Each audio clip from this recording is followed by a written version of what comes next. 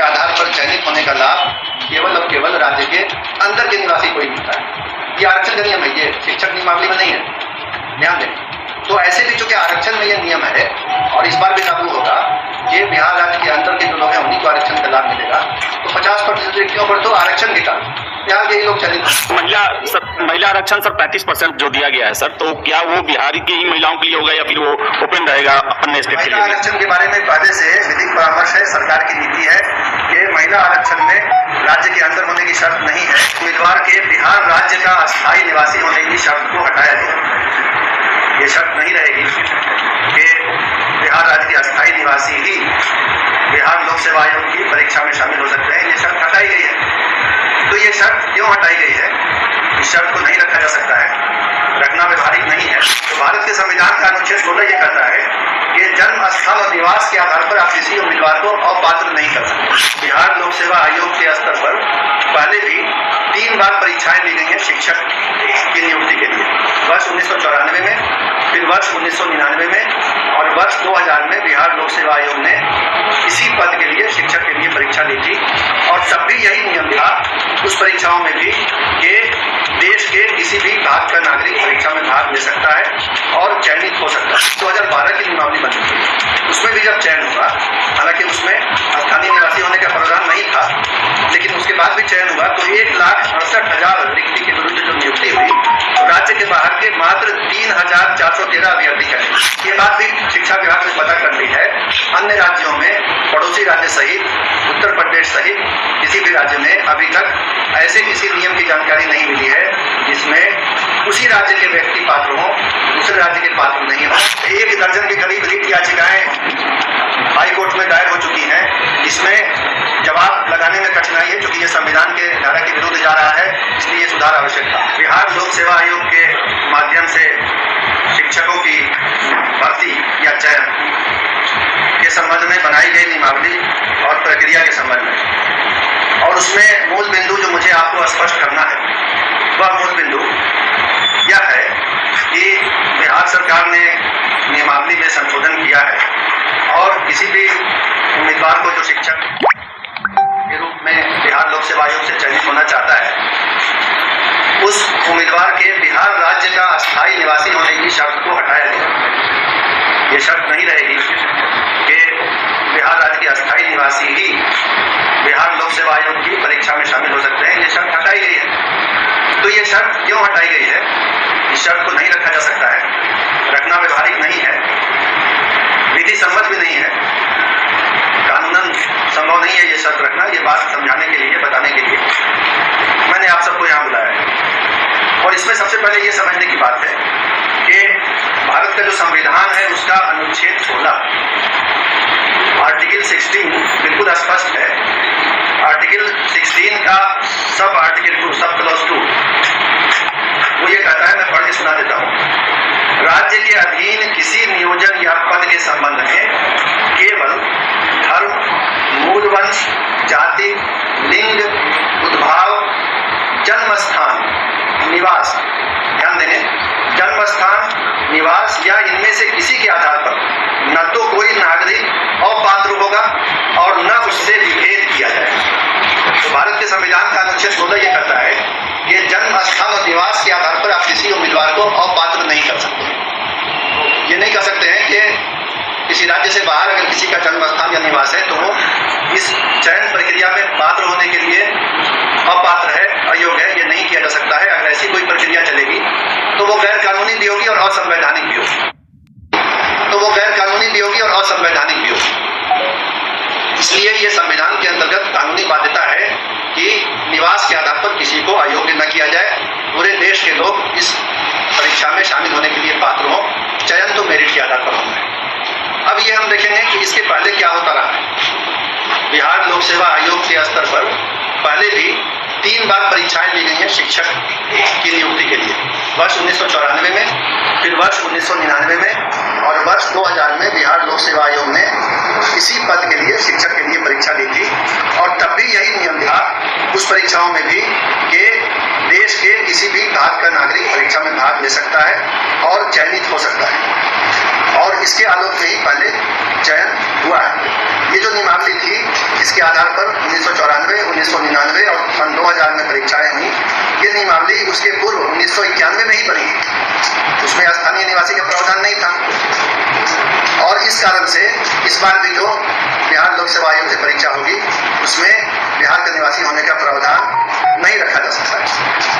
इसके बाद जो वर्ष 2012 की नियमावली बनी थी, उसमें भी जब चयन हुआ, हालांकि उसमें स्थानीय निवासी होने का प्रावधान नहीं था, लेकिन उसके बाद भी चयन हुआ, तो 1,68,000 रिक्ति के विरुद्ध जो नियुक्ति हुई, तो राज्य के बाहर के मात्र 3,413 अभ्यर्थी चयनित, यानी 1,68,000 में सिर्फ 3,000 से कुछ अधिक राज्य से बाहर के थे और बाकी सभी जो थे वो राज्य के अंदर के थे। तो इससे ये पता चला कि अगर ये नियम रखा भी जाता है कि राज्य से बाहर के अभ्यर्थी पात्र होंगे, तो उनकी किसी भी संख्या में, अधिक संख्या में, या जिसको अंग्रेजी में सिग्निफिकेंट नंबर कहते हैं, किसी विशेष संख्या में चयनित होने की संभावना बहुत कम है।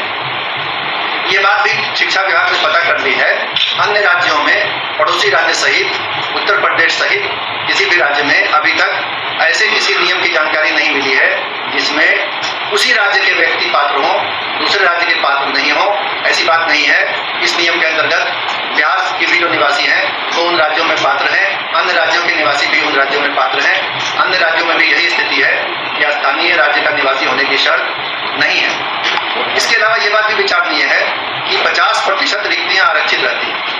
आरक्षण का नियम स्पष्ट है, जो आरक्षण का अधिनियम बिहार में है, सभी सेवाओं में लागू है कि आरक्षण का लाभ, आरक्षण के आधार पर चयनित होने का लाभ केवल और केवल राज्य के अंदर के निवासी को ही मिलता है।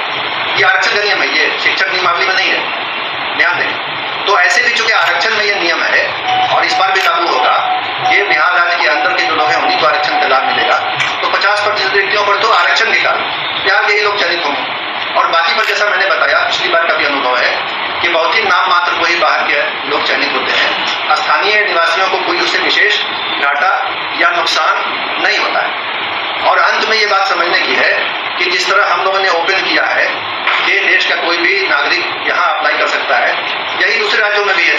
तो अगर विभिन्न राज्य इस तरह के नियम बनाने लगेंगे, हालांकि वो विधि सम्मत नहीं होगा, लेकिन अगर बनाने लगेंगे कि उसी राज्य के लोग अप्लाई करें, तो जाहिर है बिहार के भी जो युवक हैं, युवतियां हैं, जो अभ्यर्थी हैं, जो दूसरे राज्यों में नौकरी के लिए अप्लाई कर रहे हैं, चयनित हो रहे हैं, काम कर रहे हैं, उनके भी अवसर समाप्त हो जाएंगे।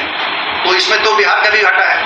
अगर देखा देखी सभी राज्यों ने ये करना शुरू किया तो अवसर कम हो जाएंगे बिहार के अभ्यर्थियों के लिए भी। तो कुल मिला के ये किसी के हित में भी नहीं होगा। और ये सरकार ने सभी विधिक पहलुओं की जांच करके, कानूनी पहलू को समझ के, बहुत सोच विचार करके ये नियम बनाया है कि बिहार राज्य सहित पूरे देश के लोग अप्लाई कर सकते हैं। हालांकि संभावना यही है कि अधिकांश या लगभग सभी बिहार राज्य के ही अभ्यर्थी होंगे और चयनित भी वही होंगे। अगर बाहर के होते हैं तो संभावना है कि बहुत कम संख्या में नाम मात्र को ही चयनित होंगे और उससे बिहार के वासियों के हित पर कोई भी कमी नहीं आएगी, कोई क्षति नहीं होगी। और ऐसे तो आप समझ ही सकते हैं कि बिहार लोक सेवा आयोग के माध्यम से मेरिट के आधार पर अच्छे शिक्षकों का चयन होगा, जिससे राज्य की शिक्षा व्यवस्था पहले से भी और बेहतर हो जाएगी।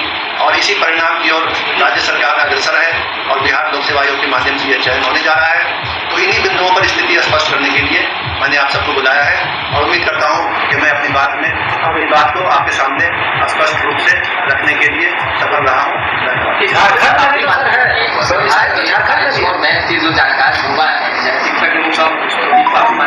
नहीं, ऐसा मैं नहीं मानता।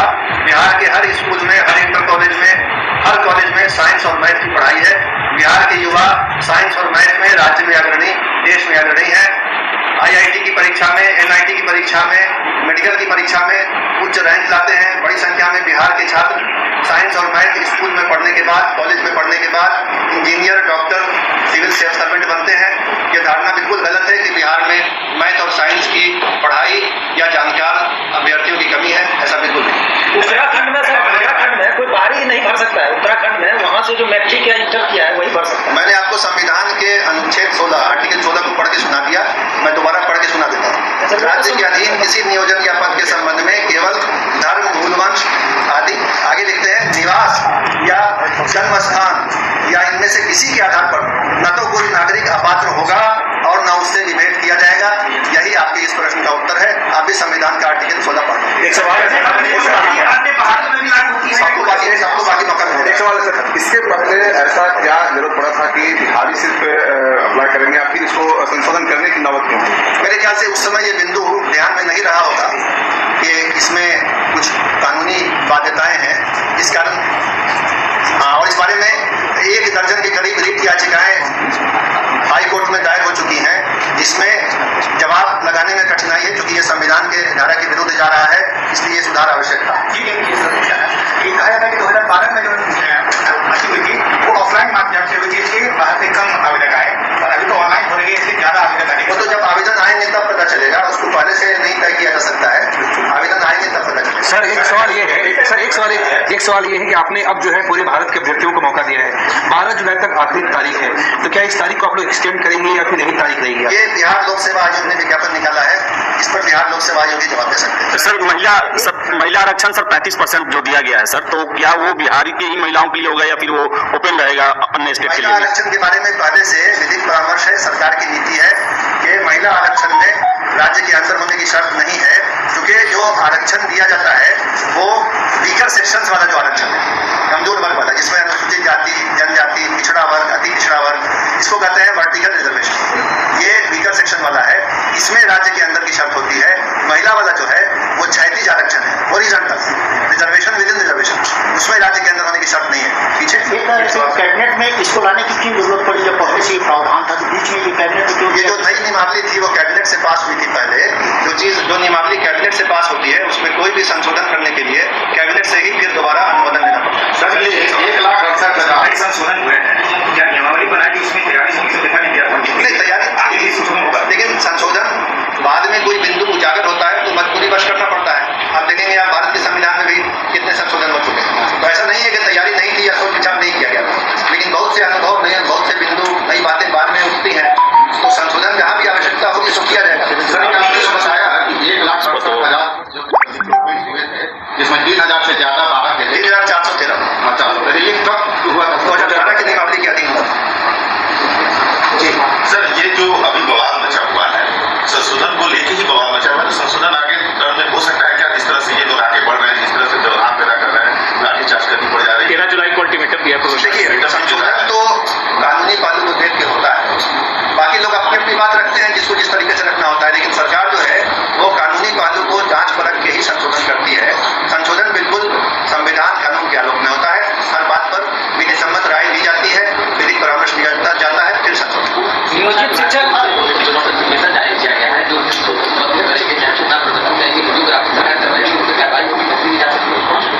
अनुशासनहीनता को बर्दाश्त नहीं किया जाएगा। जो सेवक हैं, सरकारी सेवक हैं, किसी भी वर्ग के हो, शिक्षक हो या कोई और हो, अनुशासनहीनता को बर्दाश्त नहीं किया जाएगा। अनुशासनहीनता होगी तो फिर उस पर कार्रवाई होगी। आपसे नियमावली में क्या, कॉन्स्टिट्यूशन में क्या प्रावधान है और यूपी में क्या नियमावली में प्रोविजन है? अन्य राज्यों में भी नहीं है। आपने झारखंड का जिक्र नहीं किया, झारखंड का जिक्र नहीं किया है वहाँ ये एडमिशन में आपको लोकल रेजिडेंशियल का सर्टिफिकेट देना पड़ता है। नहीं, मैं शैक्षणिक संस्थानों में नामांकन की बात नहीं कर रहा। मैं बता रहा हूँ, मतलब वहाँ बेसिक चीज में देना पड़ता है, रिक्रूटमेंट में तो है बात समझ लें, वहाँ डोमिसाइल तो वो शिक्षक बहाली में नहीं, वहाँ डोमिसाइल सवाल न कीजिए। तो मैं आपको बता दूं, ये संविधान का आर्टिकल 16 जो है बीएड में एडमिशन के बारे में नहीं है। संविधान का आर्टिकल 16 कहता है कि राज्य के अधीन किसी नियोजन, तो स्टेट जब एम्प्लॉयमेंट देगा तब डोमिसाइल की शर्त नहीं लगा सकता है, डोमिसाइल झारखंड में है तो फिर संविधान के विरुद्ध होगा। अगर कहीं है तो वो संविधान के विरुद्ध है, अगर कहीं है तो मैं झारखंड के बारे में नहीं कर रहा। हाँ जी, झारखंड के पाठक साहब इसको थोड़ा करना चाहिए। झारखंड ने ये अपनी नियमावली में क्लॉज डाला था, पिछले साल 2022 में वो हाईकोर्ट में भी स्पष्ट हुआ, झारखंड सरकार सुप्रीम कोर्ट गई, सुप्रीम कोर्ट में भी हार गई। मैं ये बात स्पष्ट कहना चाहता हूँ, ऐसा नहीं है किसी ने भी उत्तराखंड का, जिन राज्यों ने ऐसी कोई क्लॉज अपनी गाइडलाइंस में डाली है वे इनवेरिएबली चैलेंज हुई हैं हाईकोर्ट में, और कुछ राज्य में हाईकोर्ट में हारने के बाद ही हम सुधार कर दिया, कुछ सुप्रीम कोर्ट तक गए और वहां आए। तो ये जो मुख्य सचिव महोदय जो कह रहे हैं उस पर जरा गौर डालिए। कॉन्स्टिट्यूशन की धारा 14 और धारा 16